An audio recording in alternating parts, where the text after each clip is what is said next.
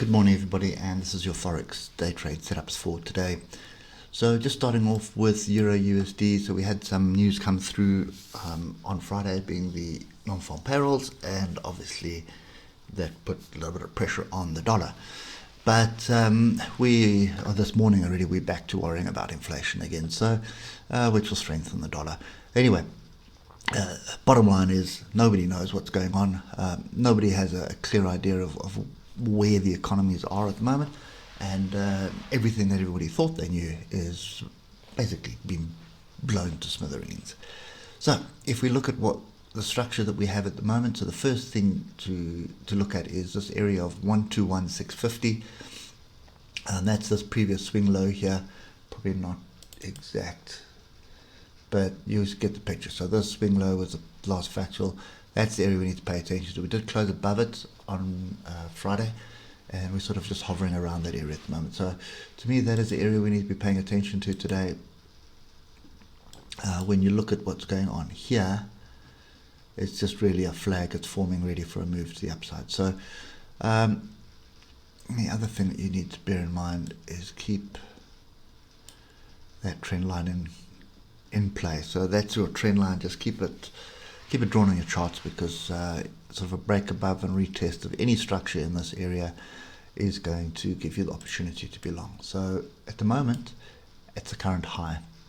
So a break of the current high and a retest, and do this on the 15-minute chart, you'll open up to the top of the range, which is 122,400. That's kind of the structure that I can see at the moment. So you can see we sort of drifted lower. News came out, or the data came out. Big acceleration to the upside, broke through a bit of a level, and now we're bouncing around. So yeah, I think wait for Europe open and then have a look to see what transpires. But I think definitely if we're breaking above this area, 121,740, definitely opens up a little bit higher. Yeah, that's about it at the moment.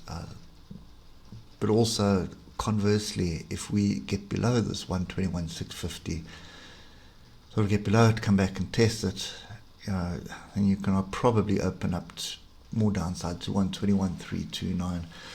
Bottom line is, I think this thing is still going to be ranging around for most of this week.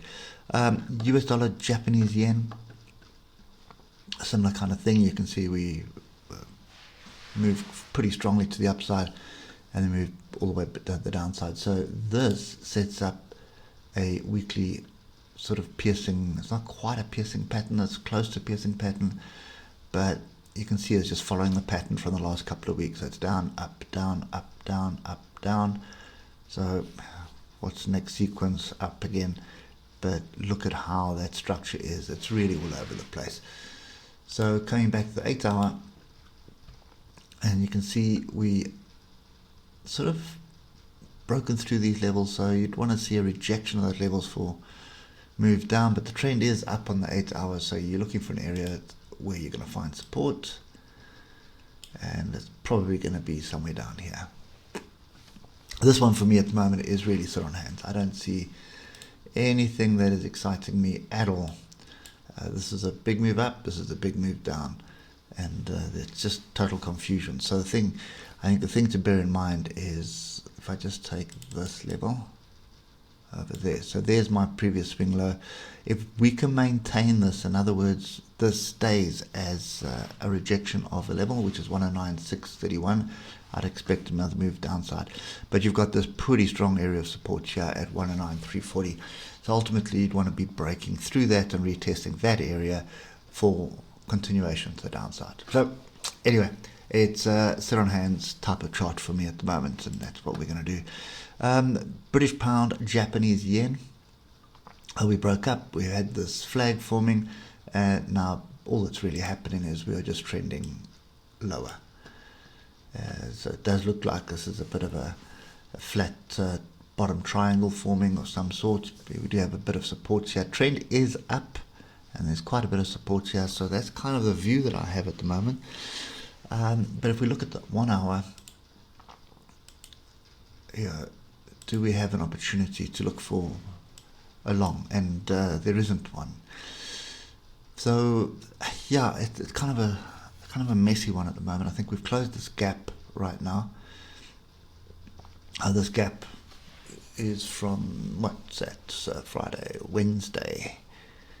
Yeah, so the gap is from Wednesday, so that gap is closed, and there is another little gap just below here on this level, so you can see there's a gap there. So more than likely aiming for this area here of 154823, but after that I'm not sure I want to be buying just yet. But anyway, the longer term trend is up.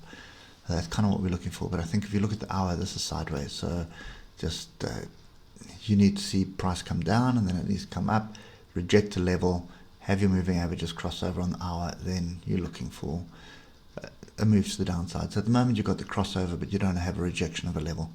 So I would be looking, and it's difficult to call because there's so many levels here, but that to me looks like the most logical one, 155, 175. Anyway, I think that's also a sit on hands for me at the moment. Euro, British pound, definitely sit on hands. You can see we are sideways. We're bouncing off this bottom here. We're moving to the upside. However, the trend is down. Look at the moving averages. They're all pointing down. So I'm looking for an area for it to reject. And the problem is there are so many tails inside here that I wouldn't know where to start. The other thing that you can see here is the head and shoulders. There's a shoulder, or it's a double shoulder. So two shoulders, head, shoulder. That's a pretty textbook view of a consolidation pattern with a potential break to the downside, and all the moving averages are pointing down. So you're looking for a pullback, and then you're looking for a move to the downside. And I think that's kind of what we see. So this area that we're in, you can see we sort of rallied already this morning. Oscillators grip the upside. This is the area that I'd be paying attention to for a move down. And problem that we have at the moment is that was the first trend line. So don't really have, you can see you don't really have any structure here. So yeah, I think this is the area to be watching at the moment. Wait European Open, see if we get some bearish price action here, then looking for another move to the downside. Just bear in mind that this area here, 0.85, 830, is a pretty strong area of support. So don't be too surprised to see it bounce off there and back up, and then just keep sort of going lower, forming a triangle before break the downside. But ideally a decent break below 0.85, 830 validates this head and shoulders, and that would be a move to the downside. But at the moment, sit on hands, just wait for the structure, see what happens during the European Open. If you get some structure here, looks like it's going to be a pretty decent area to be short here for a continuation to the downside. Anyway, that's it for me. Hope it helps, and we'll catch up with you later. Cheers for now.